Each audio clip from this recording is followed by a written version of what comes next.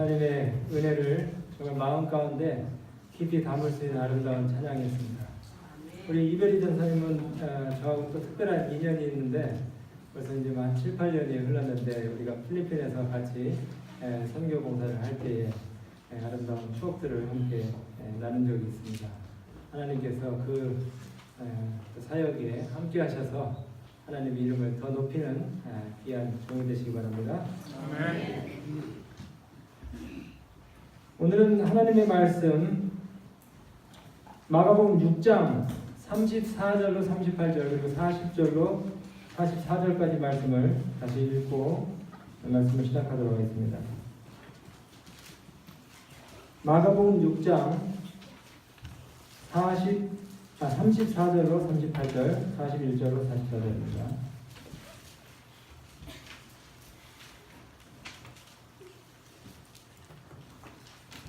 마가복음 6장 34절부터 읽겠습니다.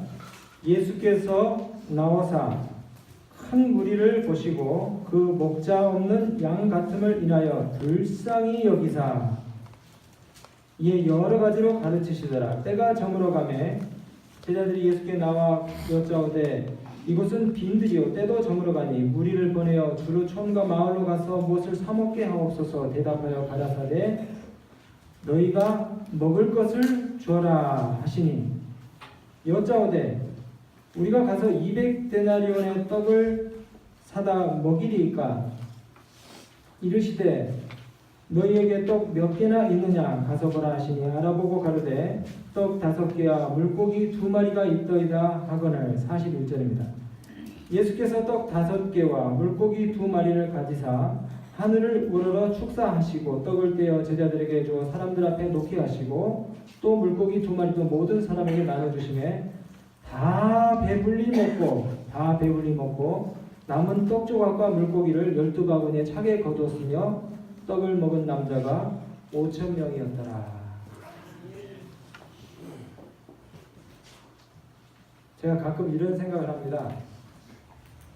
내 마음에 좀 쏙 드는 사람, 내 가려운 데를 잘 긁어줄 수 있는 사람, 이런 사람들하고만 지내면 좋지 않을까, 얼마나 좋을까. 하지만 불안전한 세상에서 우리는 불가피하게 늘 싫은 사람, 껄끄러운 사람들과 함께 살 수밖에 없습니다. 직장에서도 가정에서도 심지어는 교회에서도. 오 신이시여 제 옆에 꽃처럼 좋은 사람들로만 좀 가득 채워주십시오. 네? 왜 저런 인간을 제 곁에 두시나이까 하면서 하늘을 향해서 호소하고픈 생각이 들 때도 있을 겁니다. 근데 사실은 나도 누군가에게는 함께 있기 힘든 꼴불견, 비호감 혹은 꼰대일 수가 있습니다. 오늘 이 본문의 말씀은 동정과 긍휼과 자비와 사랑이 풍성하신 우리 주님이 자기 주변에 있는 사람을 어떻게 대하시는가, 어떤 마음과 태도로 사람을 대접하시는가를 우리에게 보여주시는 내용이에요. 지금 여기 본문의 배경을 우리가 생각하면서 예수님의 입장으로 한번 돌아가서 생각을 해보면 이 주님은 지금 참 피곤하십니다. 쉼이 필요하셨어요. 휴식이 필요하셨어요. 하루 종일 각종 환자들을 고치시고 죄로 범벅이 된 자들을 갖다가 용서하시고 제사함을 베푸시고 또 호시탐탐 이 예수님을 갖다가 함정 가운데 빠뜨려고 하는 그런 사람들, 고소하려는 자들, 꼬투리 잡는 자들, 이런 사람들과 씨름하면서 여러분 그 사람 상대하는 일이 쉽습니까 어렵습니까? 여기 혹시 뭐 영업하시는 분 계세요? 영업. 이 상대방의 얘기를 듣다 보면은 좋은 얘기만 듣는 게 아니고 불평, 불만, 그 다음에 원망, 시기, 질투 이런 말들을 많이 듣게 됩니다.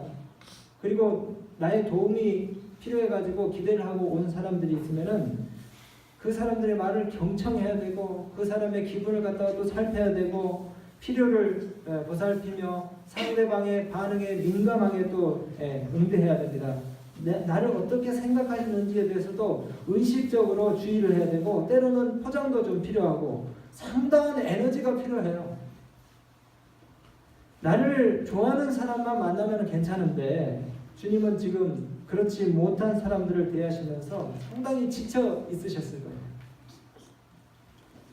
사람들의 유익을 위해서 참 고단하고 분주한 봉사활동 중에 주님은 제자들과 함께 방해받지 않을 좀 한적하고도 조용한 휴식의 그 방해를 받지 않을 그런 곳을 원하셨습니다.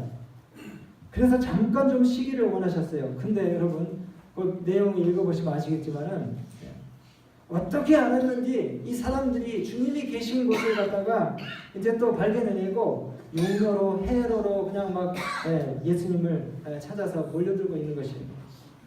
심지어는 먼 지방에서 온 그 태국에서 온 유월절을 지키러 온 그 사람들까지 소문을 듣고 지금 예수님 만나기 위해서 몰려들고 있는 것입니다. 우리 주님께서 좀 더 쉬셔야 되지만은 휴식을 취하셔야 되지만은 산기슭에서 그렇게 주님을 보고 싶어서 몰려드는 그 사람들을 이렇게 내려다보시면서 휴식의 방해를 받는 것을 불쾌히 여기지 아니하시고 이제 마음의 동정심이 막 솟아나기 시작했어요. 저 불쌍한 사람들, 나의 이 위로와 나의 도움이 필요한 저 사람들. 여러분, 우리가 주변 사람들을 볼 때에 이 마음을 늘 품어야 되는 것입니다.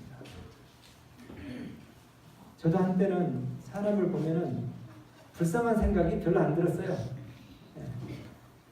다 나보다 낫다. 내가 제일 약자고 내가 피해자고 내가 돌봄을 받아야 될 사람이다. 저는 그렇게 생각하고 살았어요. 그래서 혹시 누가 또 나를 건들면은 그냥 고슴도치처럼 나를 지키기에 바빴습니다.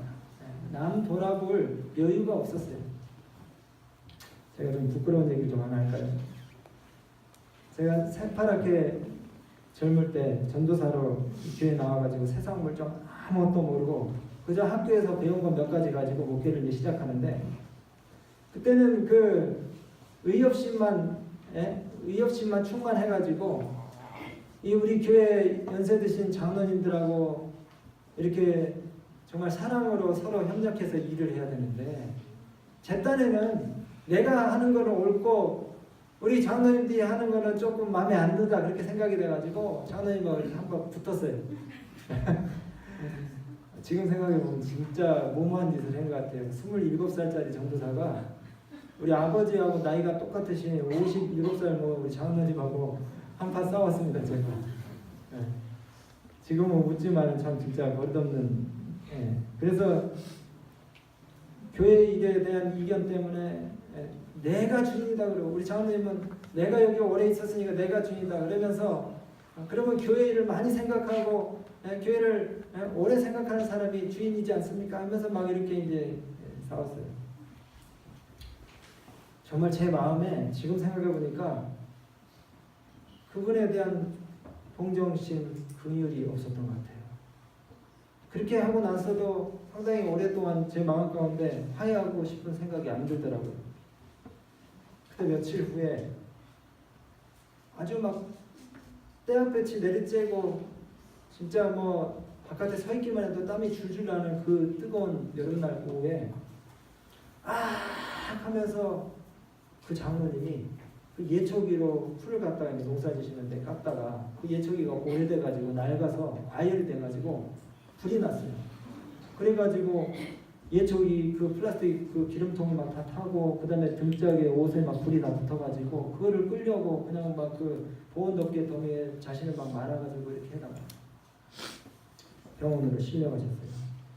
그 장로님이 그러시더라고요. 제가 병원을 안 갔는데 다른 병으로 병원에 오는 거는 괜찮지만 진짜 화상만은 아니다. 여름에 한번 생각을 해보세요. 그냥 온 뭡니까 허벅지 종아리 그 다음에 등짝이 전부 다 막 물집이 막 다 잡히고 발적된 게 아니라 막 물집이 다 수포가 막 다 생기고 난리가 났어요. 방문을 갔는데 제 마음이 그렇게 미안하고 그 장로님에 대해서 불쌍한 생각이 들더라고요. 그러면서도 한편으로는 제 자신이 너무나 부끄러운 거예요.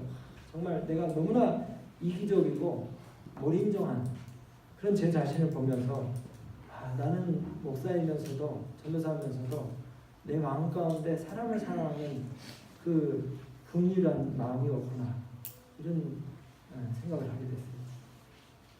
근데 여러분, 이 말씀을 여러 번 읽으면서 예수님이 어떤 마음을 가지셨기에 도대체 이 불특정 다수에 대해서도 그 긍휼한 마음이 생기셨을까? 물론 온 인류의 아버지이시니까. 근데 내가 참 목사라면은 이런 마음을 갖는 것이 당연한데, 그래서 제가 여러 번 기도했어요. 주님, 제 마음에 예수님께서 가지셨던 그 동정심을 저에게도 주십시오. 사람을 볼 때에 애처롭고 사랑스러운 그런 눈빛과 마음을 갖게 해주십시오. 나에게 잘하는 사람만이 아니라 나와 관계없는 사람들, 그리고 특별히 나를 괴롭히는 사람들에게까지라도 내가 예수님이 가지신 동정하는 생각과 마음을 갖게 해주십시오 라고 그렇게 기도를 했어요. 저희 아이들이 지금보다 좀 더 어릴 때 제가 애들하고 막 싸우고 이제 매를 막 때리고 나면은 마음이 이제 그렇게 아파요. 애들은 모르죠, 부모의 마음, 그죠? 다 저 잘되라고 하는데도 불구하고 말 안 듣는 자식이 야속하고 미흡지만 얻어 터지고 울다가 잠이 든 자식의 얼굴을 이렇게 바라보고 있으면은 어떤 생각이 듭니까? 미운 마음이 계속됩니까? 아니면 애처롭고 짠하고 불쌍합니까? 측은한 마음이 들죠. 내가 너무했구나. 내 말을 안 들어도 내 자식이기 때문에 미워할 수 없는 거예요. 여러분, 주님이 우리를 보실 때에 우리가 하는 짓이나 그분께 우리가 하는 것들, 그리고 우리 형제들이가 한 행동을 좀 생각해 보세요. 나 정도면은 내가 예수님께서 인정하실 만해 라고 그렇게 생각되는 분 손 한번 들어보세요. 아무도 안 계시네요. 아무도 없어요. 우리가 우리 형제들에게 한 것을 한번 생각해 보세요. 믿음의 형제들이 칼만 안 들었지 정말 그보다 더한 마음으로 형제를 미워하고 따돌리고 증오했을 때가 있을 것입니다. 여러분, 내 마음에 예수님의 사랑, 그 동정심, 다른 사람을 긍휼히 여기는 마음을 갖게 해주시라고 매일 기도하시게 되기 바랍니다.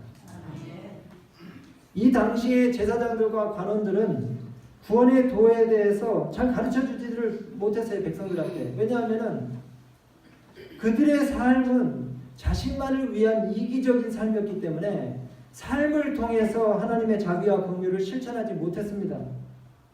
그래서 그들의 말에는 생명이 없었어요. 반면에 예수님의 입술에서 흘러나오는 말씀은 마치 생명수처럼 듣는 사람들의 마음을 만족시켰습니다. 왜 그렇습니까? 예수님은 사람들을 대할 때에 진실된 사랑과 동정의 마음이 늘 있으셨고, 그것이 그분의 행동을 통해서, 그분의 미소를 통해서, 그분의 태도를 통해서 나타났기 때문에 그런 것입니다.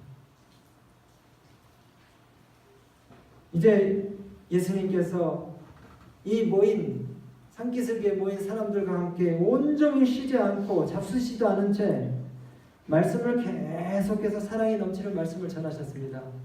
해가 서산으로 기울었어요.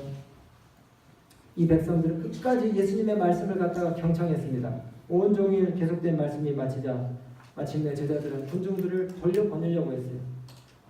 그런데 예수님은 참 세심하게도 사람의 마음을 기쁘게 하는 분이세요. 허기져서 지친 이 사람들을 뭔가 만족해 하시기를 원하셨어요. 여러분, 야고보서 2장 15절 말씀을 잘 아시죠? 춥고 배고픈 사람에게 말로만, 그냥 말로만 가서 따뜻하게 하시고 배부르게 하십시오 하면서 그 몸에 필요한 것을 주지 않으면 무슨 소용이 있습니까? 행함이 없는 믿음을 책망하시면서 행함으로 그 믿음이 살아있음을 보이라고 야고보 선지자가 우리에게 충고하고 있습니다. 자, 예수님 뭐라고 말씀하십니까? 오늘 설교 제목이에요. 사람들 그냥 보내지 말고 너희가 먹을 것을 주어라. 우리 저 사람들 뭐 좀 먹여서 보내자. 주님이 그렇게 말씀하시는 겁니다.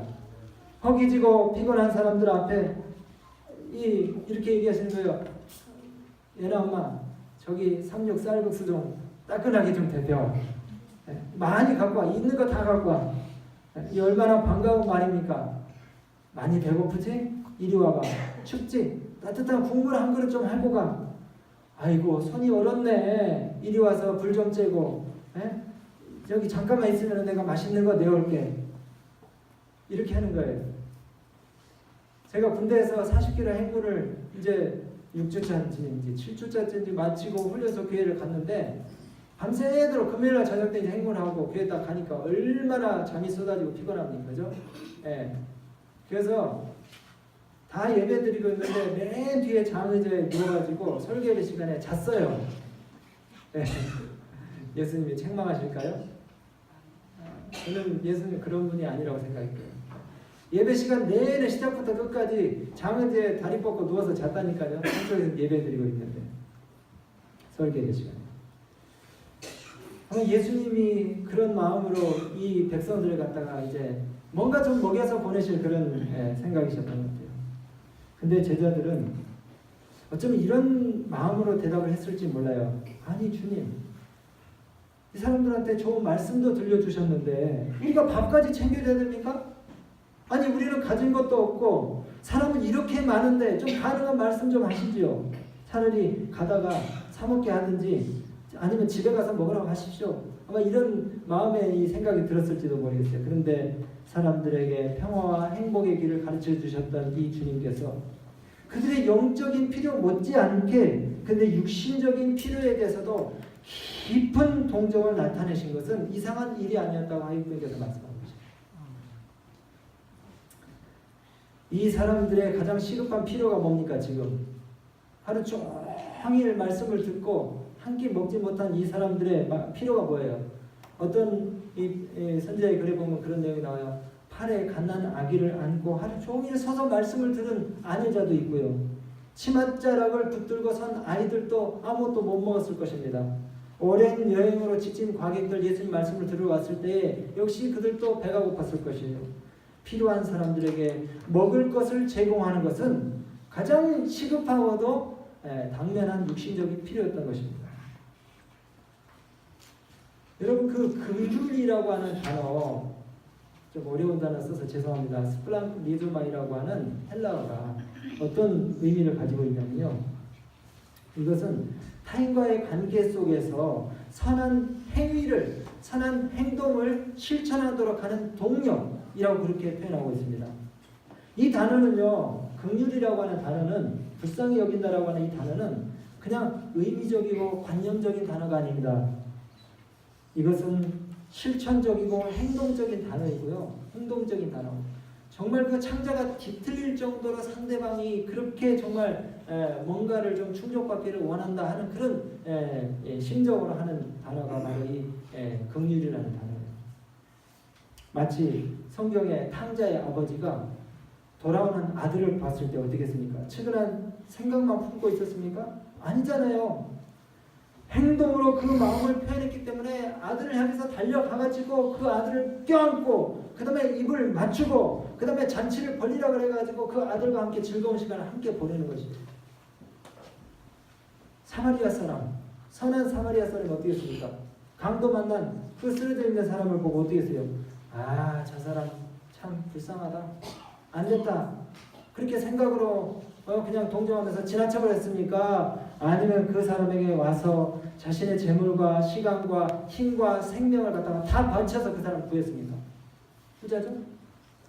상처를 올리브와 포도주로 싸맸고 자신의 짐승에다가 이 강도 만난 사람을 태워가지고 여관으로 데리고 왔어요. 그래서 인간애와 친절은, 동정심은 어떤 관념적인 특성이 아니라 이것은 하나의 행동인 것입니다.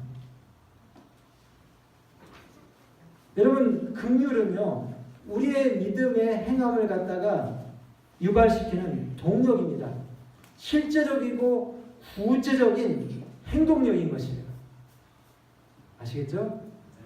상대방을 향한 긍휼한 마음이 여러분의 삶을 통해서 행동으로 실천되어지는 역사가 일어나시게 되기를 간절히 바랍니다. 아멘. 구약에는 이 단어와 동일한 단어로 헤세드라고 하는 단어를 사용했는데 이거는 하나님의 품성적인 특성을 나타낼 때 이 단어가 많이 쓰이고 있어요. 제가 대표적인 성경절 몇 개 읽어드릴게요. 여호와는 은혜로우시며 긍휼이 많으시며 할 때 이 긍휼입니다. 긍휼이 많으시며 노하기를 더디하시며 인자하시니 크시도다.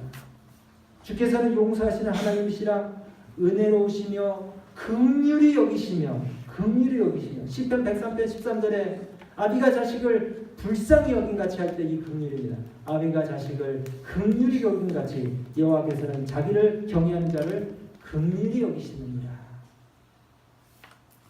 여러분, 하나님은 어디에나 계십니다. 미국에도 계시고 독일에도 계시고 한국에도 계시고, 하나님은 인간을 통해 무소부재가 가능하신 분이에요. 누구를 통해서요? 저와 여러분을 통해서, 특별히 우리의 착한 행실을 통해서, 이웃들에게, 형제들에게 베푸는 그 사랑을 통해서 하나님의 무소부재를 실현하고 계셔요. 그래서 여러분, 마태복음에 이런 이야기가 나오죠. 내 형제 중에 지극히 작은 자에게 한 것이 곧 내게 한 것이니라. 네. 그러니까 우리가 예수님의 사랑을, 따뜻한 사랑을 실천함으로 인해서 나타내기도 하고, 또 예수님이 우리 형제의 모습으로 우리 앞에 나타나실 수도 있다는 것이에요. 그래서 주님이 그래요. 나중에 내가 줄일 때에 먹을 것을 주었고, 그 다음에 목마를 때에 마실 것을 주었고, 나그네 되었을 때에, 벗었을 때에, 혹은 병들었을 때에, 옥에 갇혔을 때에 나에게 위로를 주었다. 먹을 것을 주었다. 이렇게 말씀하시는 것입니다. 여러분이 여러분의 가족과 여러분의 이웃과 여러분 옆에 있는 교우들을 사랑하는 것이 바로 하나님의 임재를 실현하는 것입니다. 하나님을 만나기를 진짜 원하신다면 여러분 옆에 있는 형제를 사랑하시게 되길 바랍니다. 이제 이 말씀을 들으면 우리 교회 이제 싸움이 없어야 돼요. 원래 이 교회가 싸움이 없는 교회지만 앞으로도 잠재적인 복병처럼 숨어 있는 우리 마음의 그 싸움의 유전자를 갖다가 제가 다 잠재우기 위해서 하나님 말씀을 갖다가 인용을 해서 여러분들한테 충고드립니다. 교회에서 싸울 일이 없어요. 왜 마음이 좀 편하려고 교회에 왔는데 싸웁니다. 저는 오늘 이 아침에 너희가 먹을 것을 주어라 하신 이 말씀 속에 내 이웃을 내 몸과 같이 사랑하라는 그 말씀의 의미를 갖다가 보게 됩니다. 너희가 먹을 것을 주어라. 여러분, 전도는 바로 여기서 시작되는 거예요. 사람을 바라볼 때에 이 마음이 생겨야 됩니다. 이 마음, 불쌍한 생각. 상대방을 볼 때에 불쌍한 생각이 들어야 돼요. 옆에 사람 보시면서 아이고 불쌍해, 아이고 불쌍해서 얼굴 좀 쓰다듬어 주시면 좋겠어요. 근데 못 적겠죠? 이따 예배 끝나고 가세요. 아이고 불쌍해, 아이고 불쌍해. 여러분, 긍휼히 여기는 자는 복이 있나니 저희가 긍휼히 여김을 받을 것이니라, 그렇게 말씀했어요. 여러분, 어떤 사람을 예수님의 눈으로 바라보십시오. 세상에 안 불쌍한 사람이 없습니다. 예수님의 눈으로 바라보면은 이 고해와 같은 세상에서 어떻게든 견뎌보려고 그 인생의 부담과 무게에 짓눌려 사는 내 옆에 있는 사람을 한번 바라보세요. 얼마나 불쌍합니까, 여러분? 고민 없는 사람 없고요. 몸과 마음의 병이 없는 사람이 없습니다. 고통 없는 사람이 없어요. 적어도 철모르는 어린아이가 아니라면은 걱정거리 하나 없는 사람이 있을까요? 아무도 없어요. 아무리 성격이 천하 태평인 사람이라 할지라도 사소한 걱정쯤 누구 하나 다 가지고 있을 것입니다. 불안과 우울증으로 다 시달려요. 여러분, 저 보세요. 안 불쌍합니까? 저 괴롭히지 마세요. 저 불쌍합니다. 이 결정 잘못되면 어떡하지? 내 꿈이 안 이루어지면 어쩌지? 좋은 엄마가 내가 될 수 있을까? 적응 잘할 수 있을까? 취업 안 되면 어쩌지? 승진 못하면 어쩌지? 사람들이 나를 어떻게 생각할까? 내 아이 괜찮을까? 운전하다 사고 나면 어쩌지? 끝없는 불안과 걱정 가운데 우리가 살고 있어요. 생존과 안전에 대한 불안, 인정받고 싶은 불안, 역할에 대한 불안, 결정에 대한 불안, 사랑받고 싶다는 불안. 여러분, 이 불안 장애가 사회 심리적으로 너무나 편만해 있기 때문에 사람들이 안절부절 못해 하면서 참 불쌍하게 이리저리 끌려다니면서 살고 있어요. 이 통계에 의하면 불안 장애가 인구의 15%가 아주 심각한 이 불안 장애를 갖다 겪고 있다. 그런데 아주 좀 완화된 그 불안은 누구나 다 갖고 있죠. 심지어는 그 연예인들, 뭐 김구라 같은 사람들도요. 공황장애를 겪었대요. 공황장애는 이 불안장애 중에서 이 하위 레벨입니다. 연예인들, 뭐 이병헌 같은 사람들, 김장훈 씨 이런 사람들도 다 공황장애를 한 번쯤은 다 겪었다고 해요. 사람이 무엇으로 사는가? 우리 예수님은 그 군중들을 보실 때에 측은지심, 참 그 동정과 연민으로 사람들을 바라보셨습니다. 지금도 우리 인생들의 미래를 꿰뚫고 보시는 그 주님께서 그와 같은 눈으로 저와 여러분을 바라보시고 계십니다. 그리고 불쌍히 여기셔요. 그 목자 없는 양같이 방황하는 우리 영혼들을 주님께서 바라보고 계셔요. 2000년 전에 그 산기슭에서 그 동정의 눈으로 바라보셨던 주님이 우리를 그렇게 바라보고 계셔요. 빌립이 아까 말씀드린 것처럼 우리가 어디서 떡을 사서 이 많은 사람들을 먹이겠습니까? 도저히 불가능합니다. 200데나리온의 떡도 안 됩니다. 하루 품삯이 그 당시에 노동자 품삯이 한 데나리온이었던 200데나리온이면은 200일치 이 삭시거든요. 여러분 여기 그 선지자의 아주 은혜스러운 말씀이 있어요. 그러나 필요는 지대한데, 필요는 너무나 큰데 우리의 수중에는 아주 적은 재정밖에 없는 것을 볼 때 얼마나 우리의 마음이 무거워지고 믿음이 약해지는가. 겨우 뭐만 있었습니까? 떡 5개와 물고기 2마리. 이걸 쳐다보면서 안드레처럼 우리가 아이고 이것이 이 많은 필요에 얼마나 도움이 되겠습니까? 우리가 이렇게 하소연할 수 있을지 몰라요. 근데 주님께서는 우리한테 뭐라고 말씀하십니까? 너희가 먹을 것을 주라. 너희 있는 것을 가지고라도 사람들에게 나눠주라, 그렇게 명령하시는 것입니다. 우리가 가진 것이 보잘것이 없어도 주님을 위해 망설임 없이, 형제를 위해 거리낌 없이 그것을 사용하면 온 우주의 주인이신 우리 하나님께서 저와 여러분의 쓸 것을 넉넉하게 공급하실 것을 저는 믿습니다. 우주의 순환 법칙은 자기 희생의 법칙, 곧 자아 보존의 법칙이라는 것입니다. 필요가 우리가 가진 것에 비해서 턱없이 클지라도 우선 내가 가진 것이라도 내놓으면은 그 나머지는 하나님께서 책임을 지셔요. 그분은 별들의 주인이시고 만물의 주인이십니다. 금도 내 것이요 은도 내 것이라고 말씀하신 바로 그분이셔요. 주님이 돈이 부족하신 분이 아닙니다. 우리 주님이 돈이 부족하신 분이 아니셔요. 물질이 필요하신 분이 아니셔요. 단지 우리의 이기적인 마음을 돌이키게 하시기 위해서 우리의 소유를 두고 시험하시는 것입니다. 여러분 이 단순한 소년의 식사가 15,000명 이상의 사람들을 배부리고도 남았어요. 소년의 도시락에는 엄청난 교훈이 있습니다. 여러분 그 책 읽어보셨죠? 100명이 사는 마을. 이 지구에 20%의 사람들이 지금 영양실조로 굶고 있어요. 그리고 1%의 사람은 아사 직전입니다.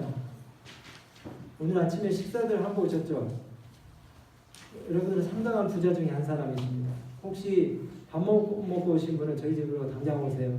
제가 먹여드리고 싸드릴게요. 근데 아이러니하게도 15명, 100명 중에 15명, 15%의 사람들은 비만이에요. 너무 많이 먹어서. 그 다음에 이 100명이 사는 마을, 65억의 인구를 갖다가 100분율로 이렇게 해가지고 계산을 했더니 겨우 6%의 사람이 세상의 60%의 부를 다 차지하고 있어요.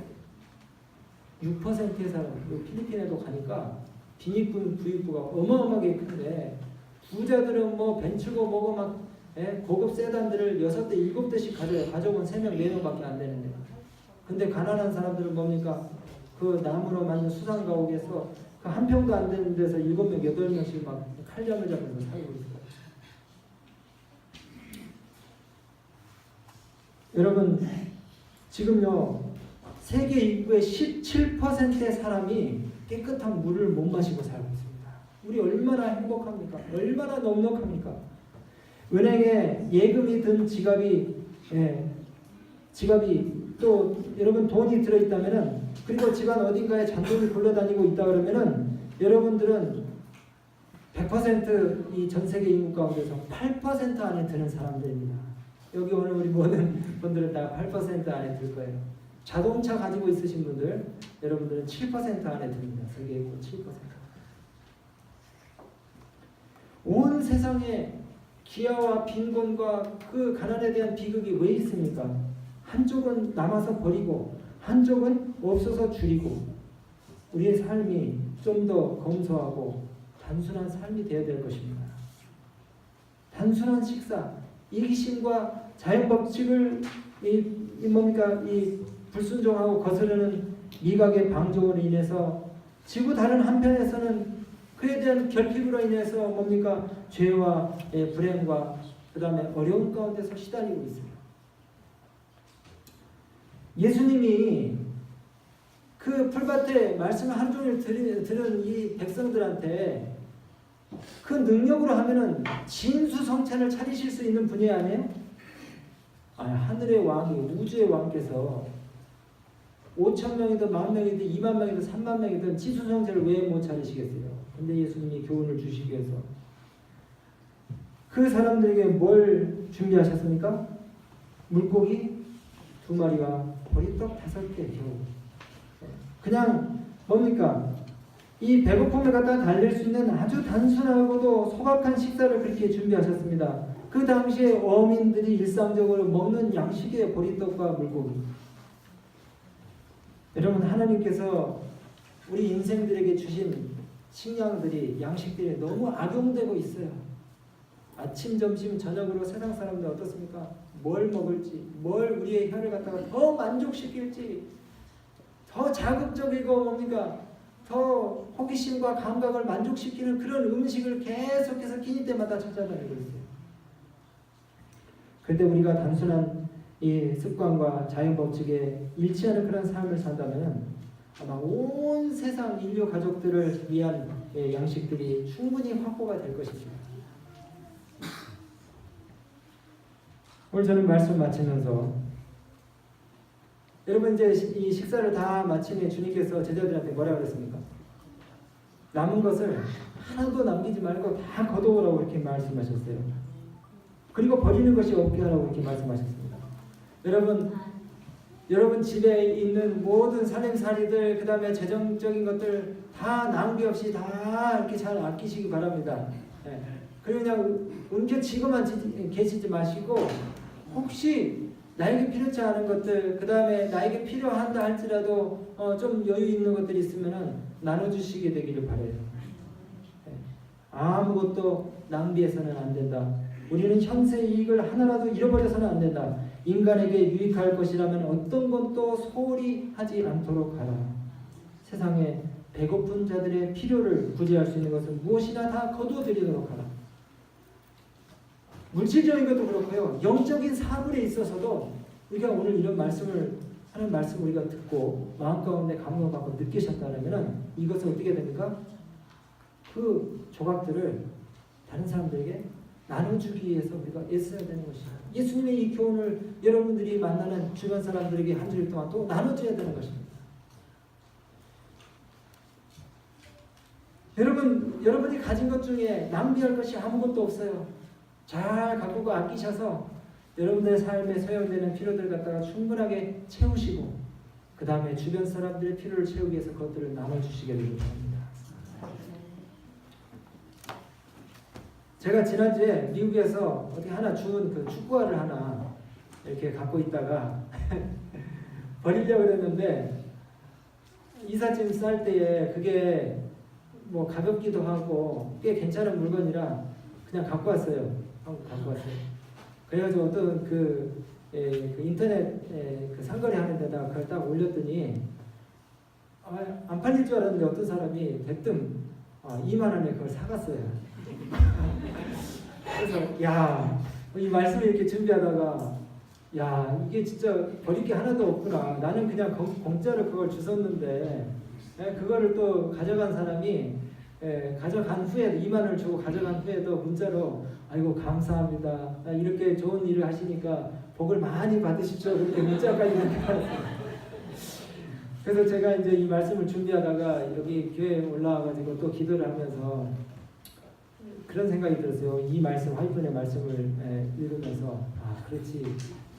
내가 낭비될 게 아무것도 없다. 다 주님의 사업을 위해서 바치면 하나님께서 어떻게 또 일하시는가 한번 봐야 되겠다. 그래서 하나님을 좀 시험하는 마음으로 내가 이 2만 원을 감사연금으로 한번 바쳐봐야 되겠다. 그리고 오늘 감사연금을 드렸어요. 이제 하나님께서 또 어떤 역사를 저에게 보내주실지 보여주실지 제가 또 기대를 하는 마음으로 그렇게 이제 했습니다. 작지만은 그러나 하나님께서 역사하시는 그 놀라운 기적들을 보고 싶었어요.